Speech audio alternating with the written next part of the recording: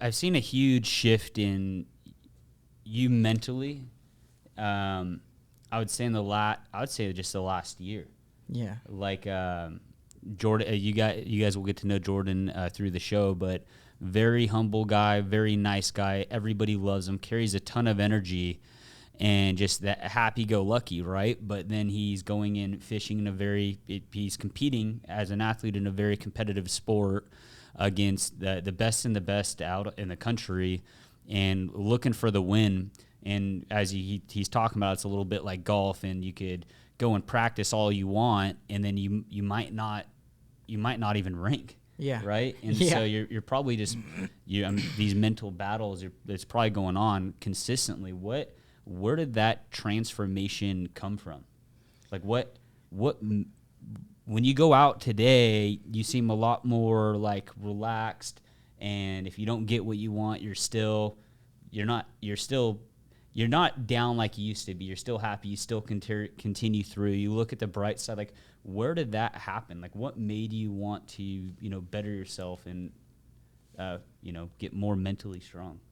What's crazy is, I mentioned to you a little bit earlier, I didn't understand necessarily what a mental battle looked like. I understood previously things happened to me, and I had opportunities, and I had opportunities to use things as an excuse. So for example, in fishing, like I lost a big one. I should have won. I had a victim mentality over a lot of things, and I started kind of figuring things out in the fishing thing. I had a good season, and I started getting sponsors. After I got some recognition and some people stuck their neck out for me and sponsored me, that year, 2018, was the worst tournament season I've ever had. Right when you got your sponsorships? Right when I got sponsored, right when there's people looking at me. Oh, man. People are telling me, you're the next guy, like, you're going to go far in this. And that just adds more pressure, right? More pressure. I was embarrassed. Like, if I didn't do good, I didn't even want to weigh in. I was embarrassed to be there. I had this I was telling myself, you don't belong here. Basically, I'm not that guy. I would show up beat. It was horrible. It was just these horrible feelings where, I'd show up to the tournament beat, like not a chance. Looking hindsight, you could have put me on the winning bite, winning fish, the best possible case, and I still would have lost. And like a perfect example of that, I'll go into like a little story. Yeah, let's hear it. I had three normal tournaments in the season, or on the Western Professional Series, and then there's a championship. And I wanted to qualify for the championship, and it was the third stop, so I could qualify, and it was at Clear Lake. And the first day, I caught him really good. And this numbers probably don't mean anything to you, but like I had 19 pounds, which is really good at Clear Lake. I was in 5th place. And going out in 5th place, I was so excited. I had all these people on the first day.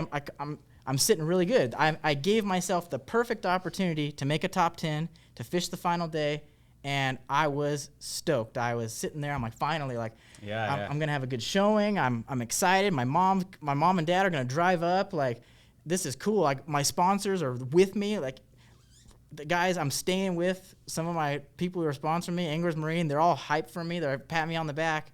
Well, I went out the next day, and conditions were different. Like I was talking about, like, it's more about adapting. And I was so focused on what I did the day before, catching them on this thing at this time. The first day I had a limit by 7 o'clock.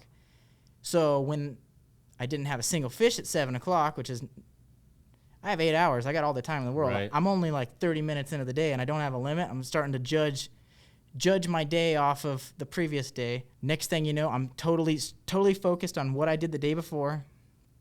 Noon rolls around. We weigh in at 3 o'clock usually. Noon rolls around, and I have one fish, and I'm in total panic mode. I am it's hard to describe. It's like, it felt like I left my body, and I was just like, when is this day going to be over? I was totally spun out, panicked. I pulled up to, like I said, I kept doing the thing I was doing the day before. Totally different day. It was raining. Everything changed, and I was so stuck on the previous success I had that I was just forcing it. And I was just an autopilot trying to recreate the day before. The guy who won the tournament, my buddy Kyle, saw me during the day, and he asked how I was doing. And I was like, I got one. He's like, I got like 23 pounds. Throw the jig. We're on the spot that he won. This guy won. My buddy Kyle won the tournament. He tells me to throw a jig on the spot he won. I tie on a jig. I throw it out there. I get it snagged. I break it off. I have like a total meltdown. I'm just like, oh. I run to another spot that I fished the day before. Totally bailed on what I knew was going to work. And I think I ended up catching a limit, but I had 13 pounds, and I went from 5th place to like 73rd. Didn't even get a check. That was the worst feeling ever because I had the perfect opportunity in my hand, and myself, 100% blew it. Like, I just let it slip. And I realized that I limited myself. I was my own biggest enemy. I fucked myself over. I just 100% crumbled. And that experience right there, that tournament, shifted my thinking of what do I need to do to be my best? I had the worst possible case thing happen, right? I had the opportunity. All I wanted to do was make a top 10. All I wanted to do was show everyone that I deserved these sponsors, that I deserved to be there, that I was one of the guys, like that, and I blew it. I was like, that was it? Like, after I had like 2 weeks of straight depression. Like, yeah, I'm sure. But it sounds like you hit bottom. Oh, 100%. But I remember I was sitting there with Hannah, my wife, and it's like, I'm alive. I get to go fishing again. Driving home, I was ready to sell my boat. I was ready to sell all my rods. I was like, I'm over it. I'm done. I don't even want to show my face again. Like, it's over. And I'm sure we've all been there in one thing that we're passionate about. Yeah. It took me about 2 weeks, and I realized I'm alive. I'm breathing. I'm healthy. It was just a fishing tournament. That was the worst possible thing that could happen. That's it. So if I go out and lose, I'm still fine. It's not like a life or death situation. So it made me want to dive into why my mind was so weak and why my mind just crumbled to I couldn't perform. I just 100% choked. Like, you see athletes choke, and I was like, from the couch, like, oh, that guy sucks. But being in that situation and choking, it's like, that's real.